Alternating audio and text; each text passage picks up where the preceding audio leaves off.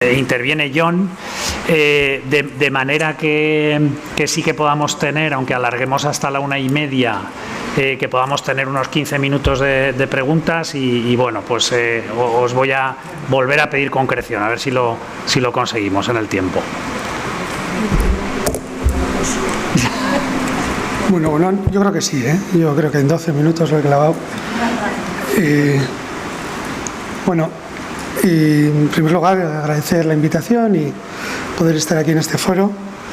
Es verdad que para nosotros era importante poder estar desde la perspectiva de que nuestro servicio, nuestra dirección, se encarga de alguna forma de la regulación de todas las medidas que pueda haber desde la perspectiva territorial urbanística, ¿no? Efectos de la Comunidad Autónoma de Euskadi.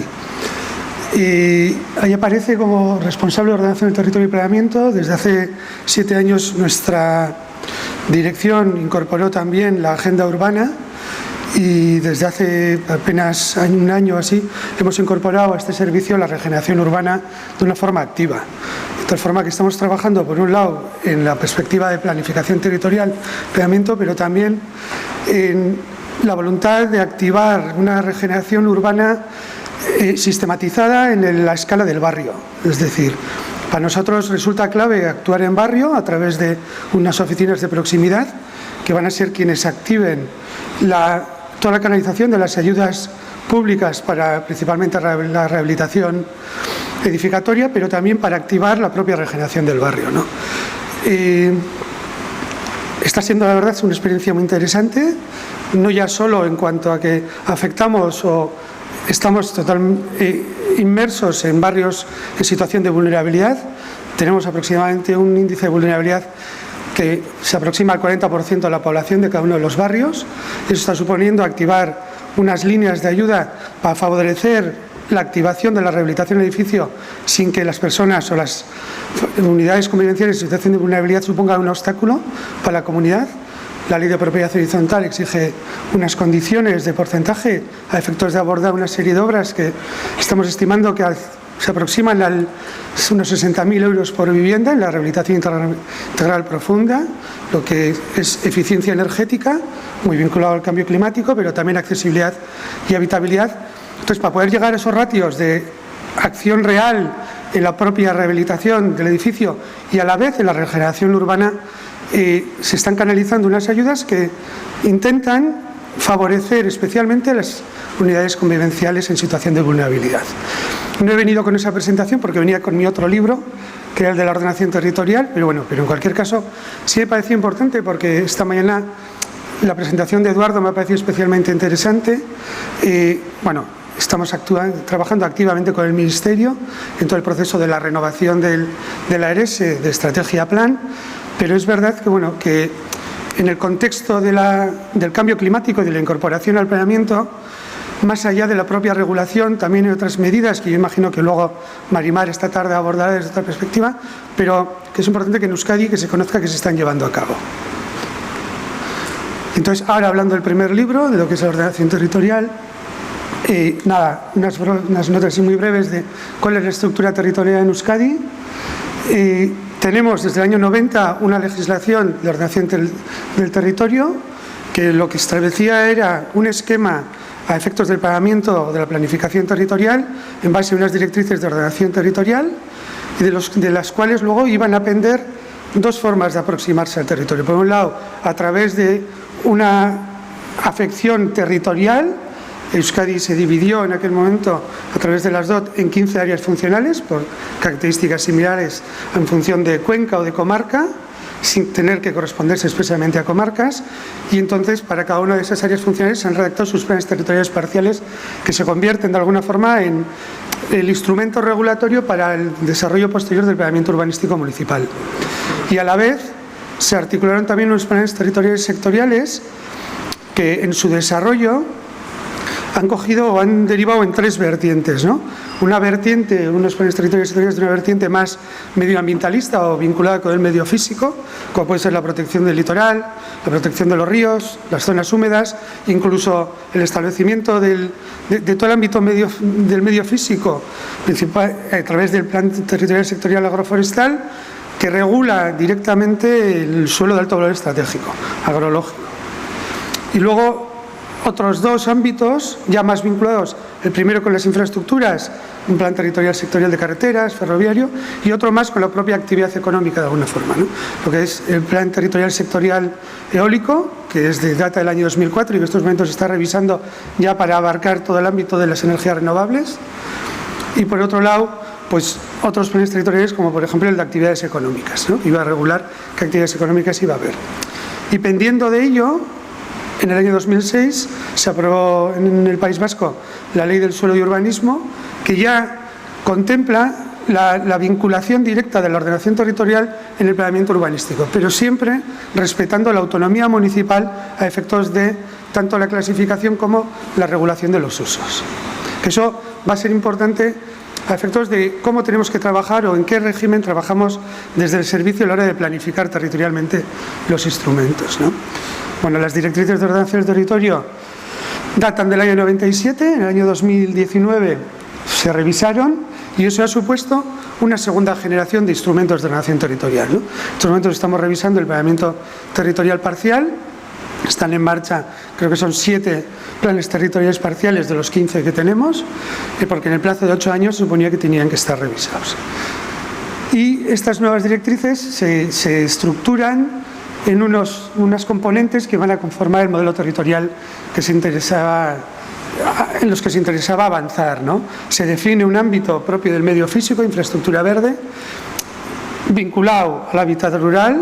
Por otro lado, distinguimos el hábitat urbano, en el que se intenta impulsar 3 medidas principales: la regeneración urbana, que os contaba antes. Por otro lado, se define la necesidad de los planes territoriales parciales de delimitar unos perímetros de crecimiento urbano, de tal forma que van a establecer hacia dónde va a poder crecer y hasta dónde va a poder crecer el planeamiento urbanístico municipal, siempre dejando margen para que el propio planeamiento se amolde a esa línea. Y por otro lado, lo que es una metodología que viene del año 97, que es la cuantificación residencial, que en este caso, el año 19, como novedad, lo que hace es eliminar el mínimo que se establecía en la legislación, en el decreto anterior, ¿no? Anteriormente se regulaba un mínimo y un máximo. A partir de este momento deja de ser obligatorio el cumplimiento de un mínimo, de tal forma que el planeamiento urbanístico municipal podrá determinar hasta si quiere crecer hasta el total e incluso dónde se quiere quedar, ¿no? En cuanto a la cuantificación, voluntariamente las directrices, en una cuestión de consumo de ahorro de suelo, lo que va a identificar es la posibilidad de no cuantificar todas las intervenciones de regeneración urbana que se puedan dar en los municipios. Es decir, la redensificación no cuantifica a efectos de los máximos que le va a establecer el planeamiento urbanístico territorial. Y luego, aparte, analizamos, se trabajan las componentes relativas al paisaje y al patrimonio, la gestión sostenible de los recursos, la propia movilidad, ¿no? Y cuestiones transversales y gobernanza. Y es en el ámbito de las cuestiones transversales donde se incardina el cambio climático, ¿no? El cambio climático en las DOT aparece como un condicionante superpuesto, anteriormente Gemma lo ha mencionado, pero también como una cuestión transversal. Estas cuestiones transversales de alguna forma intentan poner en valor cuestiones que deberían de estar ya en el ADN del planificador. Estamos hablando de cuestiones como la salud, cuestiones como el género, cuestiones como el idioma, en nuestro caso el euskera, cuestiones como el cambio climático, ¿no? Al final, cabe entender que, al igual que medio ambiente, poco a poco va calando como una estructura ya propia de la planificación. Yo estaba anteriormente a estar aquí en este servicio, yo vengo de gestionar una reserva de la biosfera, la única que tenemos en Euskadi. Nosotros ya en el año 2011 estábamos haciendo proyectos de adaptación al cambio climático, proyectos de ejecución. Estábamos estudiando con la Universidad de Cantabria, modelizando todo el estuario para ver cuál iba a ser el incremento del nivel del mar. Es decir, se entiende ya, o cabe entenderse, que hay cuestiones que el planificador o la planificadora va a incluir en su ADN, y eso serían, de alguna forma, las cuestiones transversales, y es lo que estamos intentando en la planificación territorial también, de alguna forma, abordar, ¿no? Y finalmente la gobernanza, como no cabe que sea de otra forma, ¿no? Bueno, son cuestiones que se plantean y que se reconocen como tales en las DOT, ¿no? Pero principalmente yo hablaría de la necesidad de anticiparnos a los cambios y planificar para ello, ¿no? Entonces, en base a ello, las directrices ya prevén la necesidad de revisar el planeamiento territorial sectorial del litoral, porque se identificaba que ese incremento del nivel del mar podía llegar a afectar a todo el litoral, y entonces ya las DOT en el año 2019 lo incorporan, y es el ejemplo que os voy a traer aquí. Pero previo a ello, también comentaros que las DOT incorporan una normativa específica de aplicación del cambio climático a los 3 niveles en los que aplica las DOT, ¿no? Por un lado aplican de una forma, tiene una eficacia directa en una serie de aspectos, pero a la vez también aplican el planeamiento territorial y también en el planeamiento municipal. Bueno, lo que va a hacer este artículo es pretender ir inoculando poco a poco en todo el planeamiento la perspectiva también del cambio climático, que es lo que a posteriori y en un futuro dará pie a los siguientes pasos, a la incorporación del planeamiento urbanístico municipal, junto con la ley, que imagino que luego se hablará de cambio climático y nunca me sale, y transición energética de Euskadi, que esperemos poder contar con ella en breve, ¿no? Bueno, estamos hablando de cuestiones que se han hablado toda la mañana y se hablará todavía por la tarde, ¿no? Son cuestiones que todos conocemos, ¿no? Pero que en su punto 7 ya está hablando, ¿no? En cuanto a la incorporación al planeamiento territorial urbanístico y la perspectiva climática.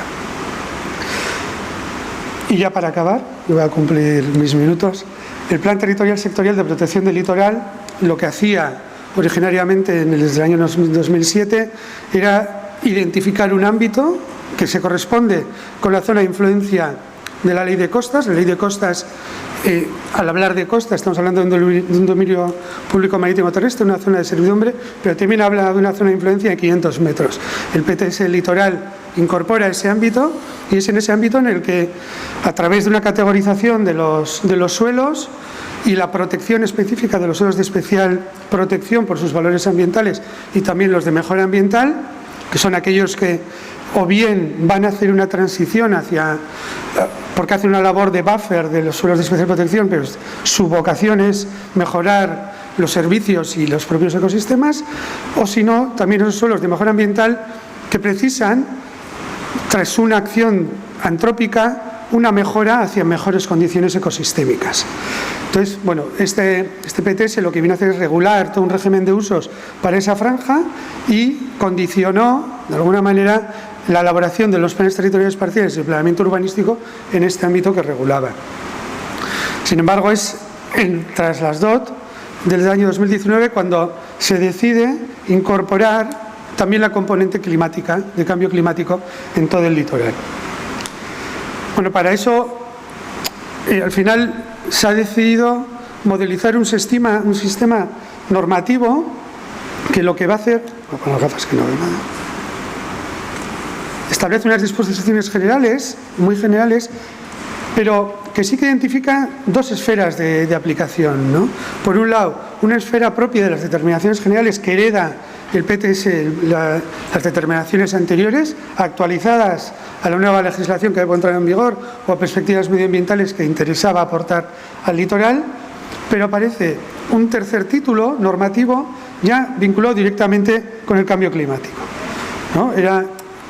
Si bien el cambio climático en su aplicación en el territorio, las directrices de ordenación del territorio lo identifican como un condicionante superpuesto, y en la regulación vasca los condicionantes superpuestos no van a prohibir usos, es decir, mientras que la categorización del suelo en el medio físico va a ir categorizando también el régimen de usos y de actos de construcción en cada uno de esos suelos, dentro de cada una de esas zonas, la condición de un condicionante superpuesto va a conllevar una mayor regulación, pero no en sí una propia prohibición de un uso como tal, a no ser que sea un caso muy, muy extremo, ¿no?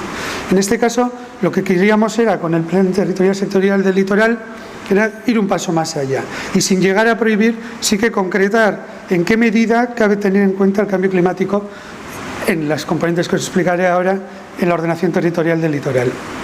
También es verdad que este PTS tiene una vocación innovadora a efectos de poder establecer una metodología de implantación del concepto de cambio climático regulatorio en el resto del planeamiento territorial. Finalmente, bueno, el PTS regula brevemente el medio marino, pero lo remite principalmente a la legislación de costas, y luego incorpora, como no cabía otra forma, una cartografía que va a determinar, por un lado, la categorización de los usos, o sea, de los suelos a efectos del título de las determinaciones generales, pero también va a delimitar unos ámbitos que a través de los estudios que se han ido elaborando se identifican como ámbitos susceptibles de sufrir el incremento del nivel del mar. Entonces, a través de la modelización del territorio que se ha llevado a cabo y abordando diferentes escenarios, al final se ha determinado el grafiar unos ámbitos sobre los cuales se aplicará esta normativa. Así concretamente, ya acabo el título tercero, en cuanto a la esfera propia de las determinaciones de adaptación al cambio climático, parte de varios escenarios. Finalmente nos hemos quedado con el escenario RCP 8,5 que comentaba antes Eduardo, en un horizonte al año 2100.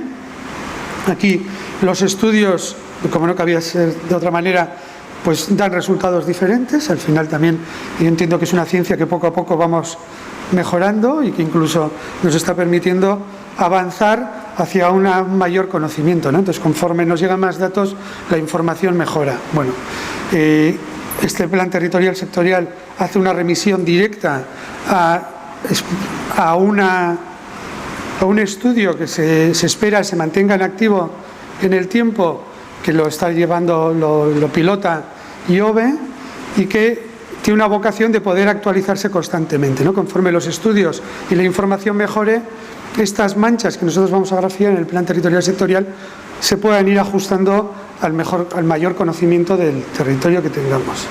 Entonces, hemos identificado 3 amenazas principales: el incremento del nivel del mar, incremento de las precipitaciones torrenciales, incremento extremo de la temperatura. Por un lado, los impactos que va a generar en la ordenación las amenazas, y se han determinado las áreas vulnerables, ¿no? A través de los estudios que, como os comentaba, se han llevado a cabo. Por un lado, las zonas vulnerables de incremento del nivel del mar, las zonas vulnerables de incremento por precipitaciones torrenciales y zonas vulnerables de incremento en el extremo de la temperatura. Estas 2 segundas zonas, aunque tenemos unas pistas de cuáles pueden ser, todavía hemos considerado que la información no es suficiente. Entonces, el plan territorial sectorial va a regular, pero no va a determinar cuáles son los ámbitos, remitiendo a la propia ordenación municipal, tanto estructural como pormenorizada, la definición de esos ámbitos, pues por falta de conocimiento y de concreción de cuáles tienen que ser esos entornos específicos, ¿no?